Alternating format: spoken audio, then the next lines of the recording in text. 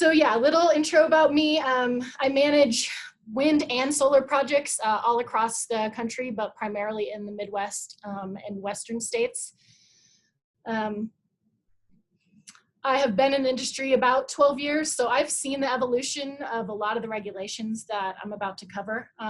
But as an environmental consultant, we support permitting for a lot of these wind energy projects, which covers everything from the NEPA process through wetland surveys, cultural surveys, T&E surveys, the whole gamut of kind of permitting services to get a project from development into operation and beyond sometimes. So this is just kind of a quick overview of what I'm intending to talk about. And the picture is my fresh-faced self. In 2009, my first year as a field biologist up at the Pete's Wind Farm, north of Sterling. So my primary focus today is going to be on wind, but I did want to spend a bit of time here also on solar energy and some of the avian concerns of that technology. Solar facilities in the US really didn't take off until about the mid-2000s when tax incentives were introduced that made utility scale solar development attractive. Initially, there were two main types of solar. There was photovoltaic, which is what most people are familiar with, PV solar, and then solar thermal or concentrating solar. PV is the photo above, like I said, the one people are most familiar with. But below is a photo of a concentrated solar power project. And the way that those are set up is essentially reflective panels are all angled to concentrate and focus all of the sun's energy onto a tower that contains a transfer fluid, usually molten salt or oil, that then produces steam, which ultimately gets converted into electric energy. And these concentrating plants are generally really massive. This picture on the bottom is from the Ivanpah Solar Project, which is in California. It's one of the largest solar projects in the US. I had the chance to be out there on tortoise surveys, so it really is in the desert, just kind of a crazy thing to see from a distance. But one of the major issues that they started noticing on these concentrating solar projects was this issue of solar flux impacts to birds, which is really just a fancy way of saying that the birds were flying through the concentrating light beams and essentially getting incinerated on the spot, which was kind of crazy to see, and nobody was really anticipating that.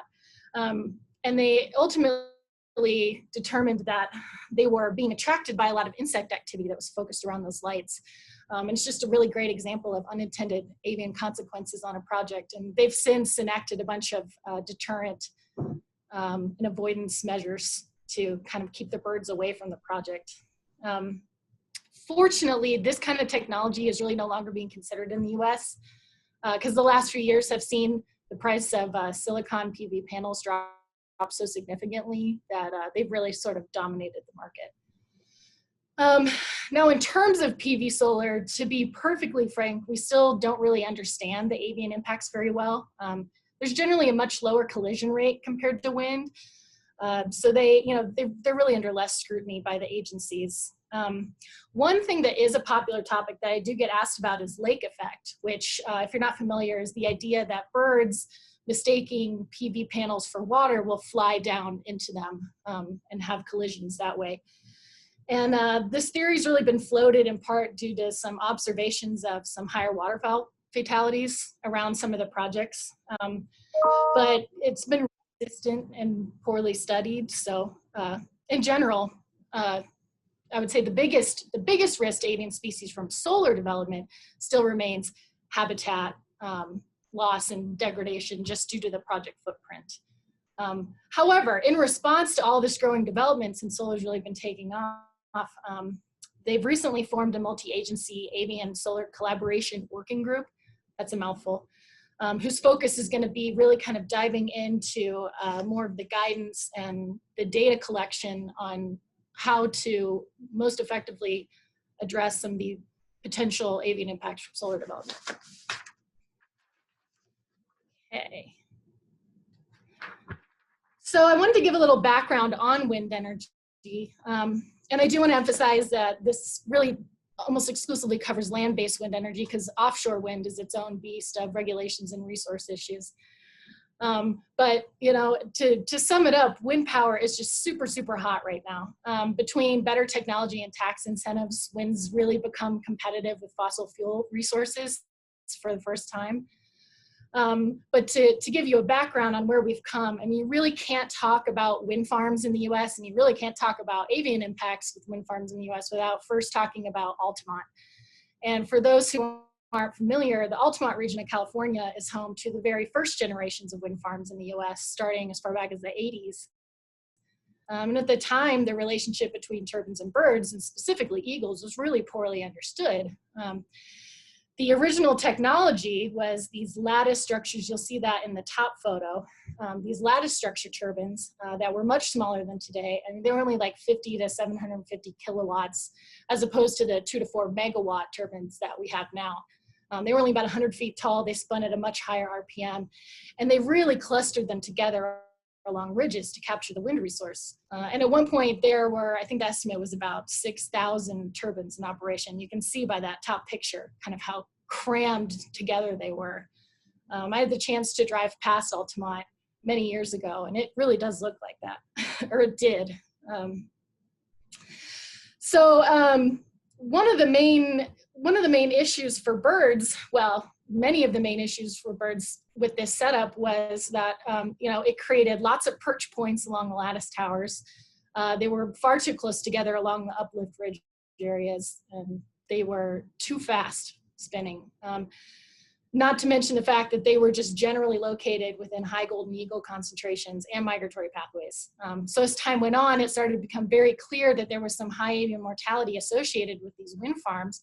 By one estimate, there were approximately 4,700 bird fatalities annually, 30% of which were raptors like burrowing owls, red-tailed hawks, kestrels, lower flying birds.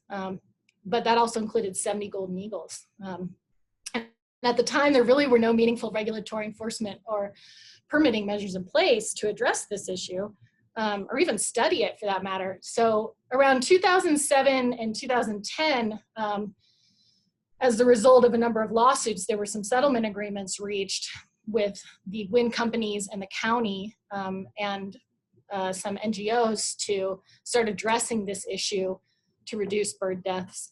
But at the same time that that was happening, Fish and Wildlife Service was revising regulatory guidance and developing a comprehensive permitting pathway for avian impacts.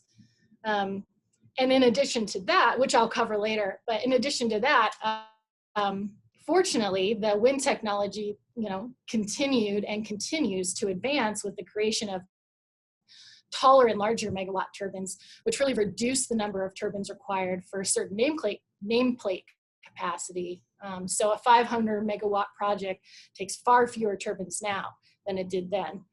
And it also allows for better micrositing.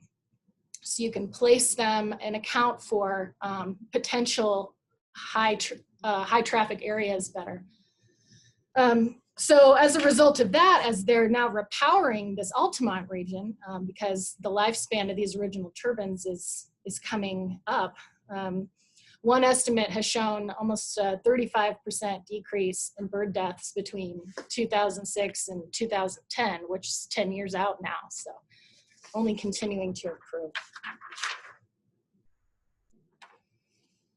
So I wanted to show this because I feel like context is always very important. You know, and in the wake of the issues at Altamont and the other wind farms, there was a major outcry over development of renewable energy due to its impact on birds. And you know, some of this narrative continues to be pushed by the fossil fuel industry, some of our nation's leaders. But you know, as it shows in, this is just one, this is a 2015 study, wind energy accounted for less than 1% of estimated avian deaths, surpassed wildly by cats, which is still crazy to me, buildings and cars, and also very common power line and communication tower collisions. And that's just direct mortality. I mean, in general, I think as most of you all are aware, the biggest threats to bird species remain habitat loss and climate change, which of course is related in part to fossil fuels. So moving into kind of the major regulations that kind of govern us in the management of avian impacts on wind, when to start with the Endangered Species Act, which I know most of you are familiar with, so I won't dive into the details. I'll just show them on this slide. But essentially, this is one of the regulations that we have to account for when we're considering the permitting of a wind facility, and it's one of our initial steps. Obviously, we pull a threatened endangered species list and to find out, are there any species that are present within the site that we need to account for and potentially permit with Fish and Wildlife Service. In terms of avian species, that generally tends to be a lower level issue, the Endangered Species Act, but there are two species that do occasionally show up in terms of having to address potential impacts, and that's whooping crane and California condor. So moving on to the Migratory Bird Treaty Act, this is one of the major regulations that I deal with when permitting wind projects every day. I know Anna Joy covered this in great detail during the last presentation, so I'm just going to kind of hit the high points and focus on how it relates to wind here. And for those of you who weren't on the presentation last month, just for a high level overview, the MBTA was signed into law in 1918 as a response to alarming drops due to mostly to hunting for women's hats and for sport. It's administered by Fish and Wildlife Service. It protects over 1,000 species of migratory birds. Most every bird in the US is covered. The exceptions are listed there. And it covers take, which not only includes take of the bird, but take of the feathers, nests, other components. But the important emphasis for wind development is on this word take, which I'm going to get to next. So in the 1970s, Fish and Wildlife Service started using the Migratory Bird Treaty Act to go after oil companies and timber companies, other companies that were killing birds as a side effect of their operations. And this is where the concept of what we call incidental take comes into play, which is defined as take that results from, but is not the purpose of, carrying out an otherwise lawful activity.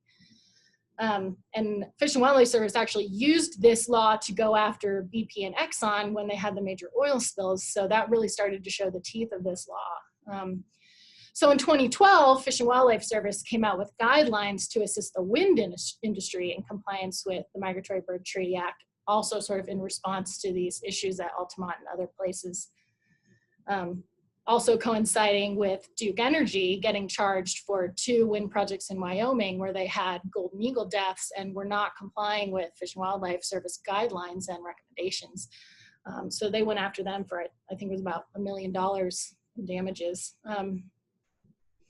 So in 2017, things changed, and the DOI Office of the Solicitor issued the M37041 opinion, or in our industry we call it the M opinion, which essentially reduced the prohibitions of the Migratory Bird Treaty Act down to only intentional take, essentially.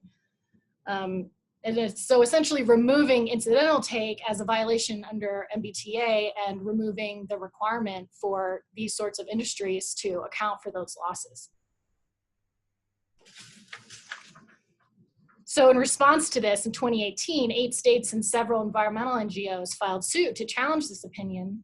There were various circuit courts that have split decisions on this ruling, but just this past August, the New York District Court vacated the M opinion, which essentially nullifies it nationwide, which was great news. Although after the M opinion was issued, while these lawsuits were underway, back in February, Fish and Wildlife released a proposed rule in order to codify this M opinion and essentially make it law. That went out for public review under the NEPA process. And there's a potential that that rule could get finalized before the end of this year, although it's unclear how the vacation of the M opinion in the district court would affect that. So long story short, the election is going to be a big influence here on MBTA. A Biden administration will likely revoke the M opinion and could revoke the proposed rule as well. And if not, a stay is likely to be issued. But so, I mean, the summary for what we do in our industry is that essentially the MBTA is very much in limbo right now, which just adds to the uncertainty for these wind developers on what compliance measures are needed.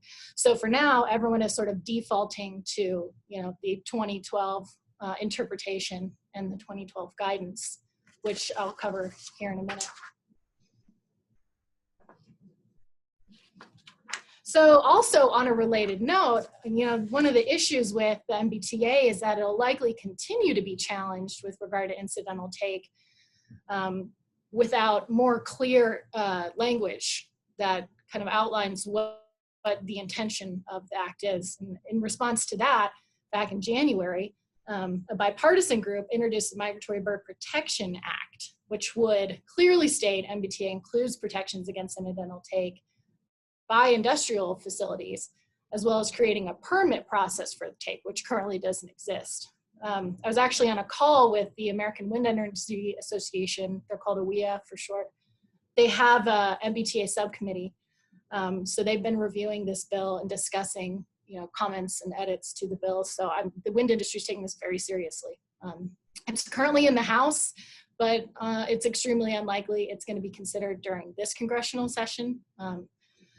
So as of now, it remains highly unlikely that any wind projects would face prosecution for incidental take under MBTA under this administration. So the second regulation that sort of governs everything we do in terms of avian impacts and wind energy is the Bald and Golden Eagle Protection Act. Now, this was enacted in 1940 in response to concerns over the extinction of bald eagles, which were the nation's bird.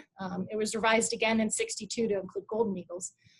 And BGEPA sort of follows the same premise as Migratory Bird Treaty Act, which prohibits take and prohibits disturbance of the species. It goes a little further, which is defined as agitating or bothering an eagle to a degree that it's going to not nest, leave its nesting area, cause an injury, decrease in productivity, et cetera, et cetera. There are exceptions in this law for Native American cultural uses. And so, so there was also a push to utilize, we call it BGEPA for short, it's kind of a mouthful, to utilize this rule as well in response to early wind farm eagle deaths that we were seeing across the country. And at that time, there was no permit mechanism for incidental take under that regulation either. So Fish and Wildlife Service established an eagle permit program in 2009 to allow for this incidental take. It was ultimately revised in 2016, what we refer to as the 2016 final rule that sort of governs how this process works. And it was initially set at a 5-year limit for this permit, which was a major issue with the wind industry because they generally operate on 30-year project spans. So it was causing major concern over potential liability if their permit didn't get renewed. So they ultimately extended it to 30 years. But what the permit process does is it allows for incidental take under the following conditions that I've got bullet pointed down here, which essentially says it's, you know, you have to maintain the population of the species. You have to do everything you can to avoid having this take if possible. And you have to provide compensatory mitigation for any remaining take. So early in the 2000s, as all of this was sort of coming together and Fish and Wildlife Service was realizing they really needed to have sort of a comprehensive guideline to understand these regulations, to help wind facilities understand what their potential impacts were, not only to birds, but to all sorts of other species. They proposed these voluntary wind guidelines, which really were a collaboration between the wind energy companies and the conservation groups. So they've sort of been involved from early on.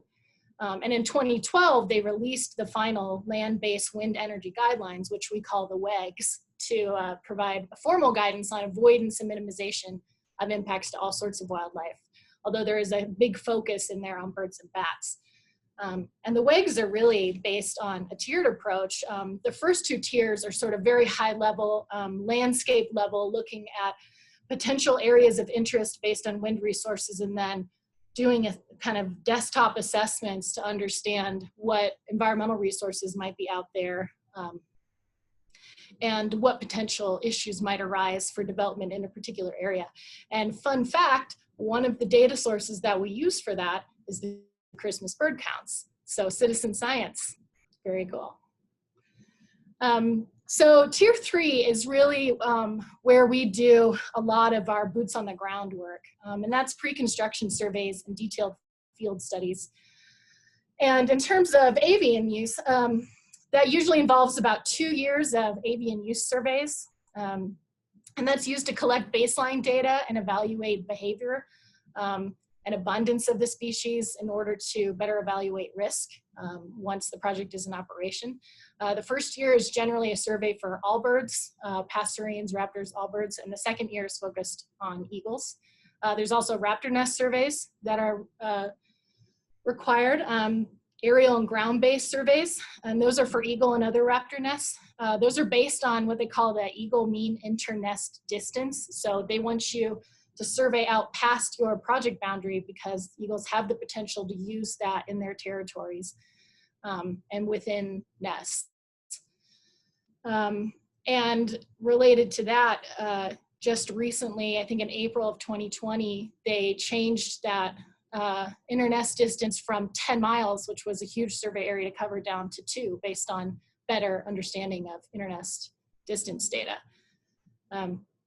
At this phase, there's also additional surveys for land cover and other sensitive species and prey resources to better understand how avian species are utilizing the site.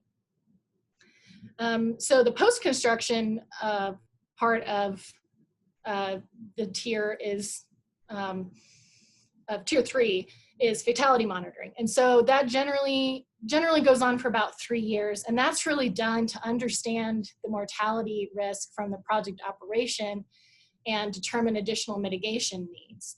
And that's a really comprehensive survey protocol for bird fatalities across the wind farm. They do things like bias trials and carcass persistence and searcher efficiency to really kind of hone in on a really comprehensive estimate of take that's happening at the wind farm, because there's inherent issues with sending humans out to find dead birds, whether they get taken by predators or they just cannot locate them. So they have all these means to kind of correct for that in their data.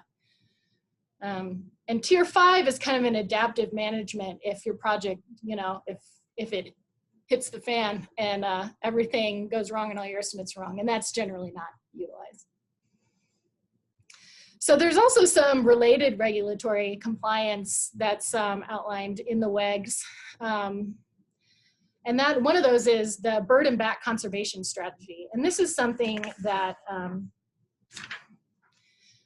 that we develop for every wind farm. And it's kind of a comprehensive strategy to cover risk to all birds. And it sort of outlines the WEG requirements and contains all of the data that's going to help you determine what your avoidance and mitigation and minimization decisions are going to be. And it also helps direct whether you're going to need more focused plans for specific species like eagles, which I'll get into next. And the bird and bat conservation strategy also, well, and as part of that, prior to construction of a wind farm, we tend to do pre-construction clearance surveys, which is where we send staff out to essentially clear anywhere where they're going to be clearing vegetation as part of the project disturbance footprint within the nesting season of that region to check for nesting birds. And associatedly, when nesting birds are found, put up construction nest buffers, which are spatial and temporal buffers meant to protect nesting birds from construction activities during the nesting season, so that during the construction process, they're not violating Migratory Bird Treaty Act or Bald and Golden Eagle Protection Act. And I dropped this little table from CPW on their nest buffer recommendations. There's not a comprehensive guidance on this. It's sort of regionally specific, but you can see how large those nesting buffers are, so they can really be an issue for some projects. So I talked about more focused plans. In 2013, Fish and Wildlife released the Eagle Conservation Plan guidance in order to outline recommended steps for permit applicants to obtain an Eagle Incidental Take permit, which is now the permitting mechanism under the Bald and Golden Eagle Protection Act. And what it does is that it supplements the wind energy guidelines by providing specific in-depth guidance specific to eagles over the course of the whole project, siting, construction, operation. And it also outlines the Eagle survey requirement component of those regs and provides a framework for development of what we call an Eagle Conservation Plan, which is essentially the document that outlines all the information Fish and Wildlife Service needs in order to issue a take permit.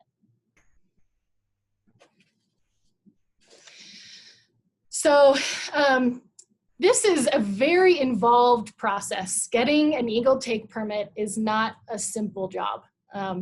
It's generally about a 12 to 24 month process to develop an Eagle conservation plan.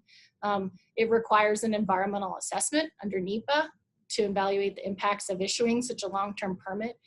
And it involves highly complicated collision risk models to determine the take estimate that are constantly being revised as better data is acquired. This document also outlines all the compensatory mitigation and avoidance and minimization measures and adaptive management measures that the project is proposing to do in order to further reduce their potential take. Mitigation is required for golden eagles at a ratio of 1.2 to 1 because their populations are not as stable and as strong as bald eagle populations. Mitigation for bald eagle take is 1 to 1, but only after a certain number of eagles are have been taken because their populations can afford a greater number of take. And you know, I could actually get quite into the weeds on that, but I will save you guys the dive. But so some of the mitigation components that you can propose is a lot of projects will do what they call avian deterrent retrofitting, which is essentially putting avian deterrents along transmission lines and power lines, which are one of the bigger areas, retrofitting them, one of the bigger areas of bird strikes as per the photo on the top. They can also provide habitat conservation.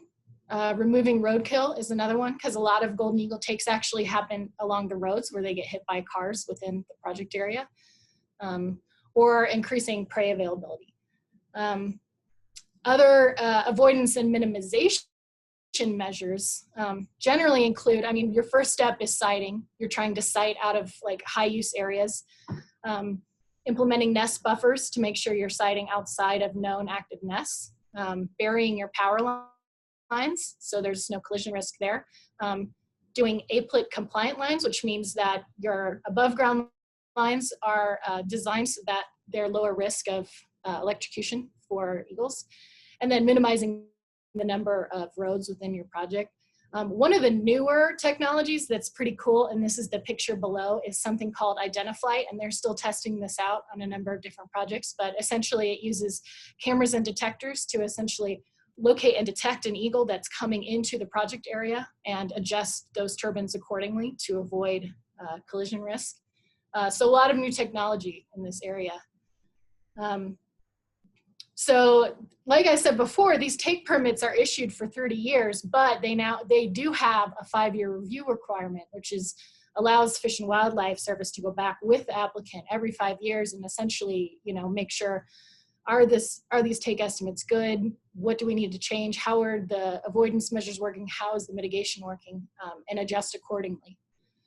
One thing that I do want to really push is is that these take permits are voluntary. They're what we call a discretionary permit, which means that the operation of a wind farm is not predicated on getting this permit. You can operate a wind farm without an Eagle Take permit.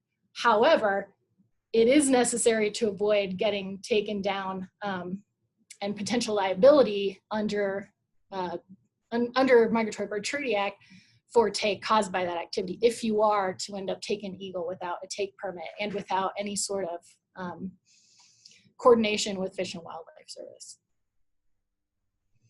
So I did want to touch also on some of the other federal and state protections that are related to avian uses, like the BLM and US Forest Service, for example, in addition to many states, have their own species protections and survey and review requirements as part of permitting on their lands that wind projects generally have to consider.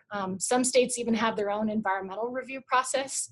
Some examples are the Wyoming Industrial Siting Act, which I'm currently wading through on a project, and California Environmental Quality Act, or CEQA, which sort of laid the groundwork for state permitting processes. It's sort of the state NEPA process there. In Colorado, some of the species that I wanted to kind of highlight that kind of have their own guidance and deference when wind is being sighted is the burrowing owl, the sage grouse, which now has a Colorado Greater Sage Grouse Conservation Plan that sort of outlines occupied areas and helps wind developers identify where there might be higher risk of impacting sage grouse populations. And greater and lesser prairie chicken are also species of concern too. Another thing that Colorado has out here that a lot of wind projects have to consider is the County 1041 permit, which requires its own level of environmental review and public input. So this is kind of the high level takeaways that I wanted to circle back to at the end of this presentation. Essentially, you know, to kind of emphasize that wind farms kill fewer birds, including eagles, than many other sources. There's three main regulatory protections in place that pertain to avian wind energy impacts: the ESA, Migratory Bird Treaty Act, and Bald and Golden Eagle Protection Act. There is robust guidance documents to assist developers in managing risk of avian impacts from wind development. There's also a robust permitting framework in place to manage incidental take of these eagles, in addition to the protections on the state and local level. So there is a lot of work that wind development puts into avian issues. But you do also need to know that birds are not the only thing that wind projects are considering when they're siting. I mean, they're looking at wind resources, they're looking at location to transmission, they're looking at you know, populated areas, they're looking at topography, they're looking at all sorts of other things, but avian issues are a big thing. And then I just kind of, I tossed this little quote on here because I just thought it sort of summed it up nicely, that, you know, saying that wind power should be developed without impacts is like saying you can only have medicine if there's no side effects. So I thought that was a good point in putting everything into the correct context. So that kind of sums it up. I guess we can open it up for questions. I have a question from the chat that I can start things off with. Okay. From Linda, are the CPW nest buffer recommendations enforceable or simply recommendations? They are recommendations. They are not enforceable. They're there to help you avoid take of a migratory bird. There are some instances where like Department of Transportation is more beholden to those nest buffers as a state entity, but for private development, it's recommendations.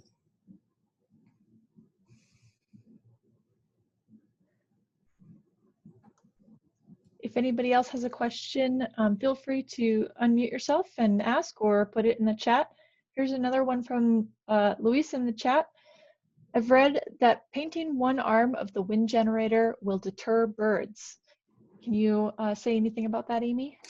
Yeah, that just came out. That study just came out. They, I can't remember where they did that. It was in, I want to say it was in Norway or somewhere.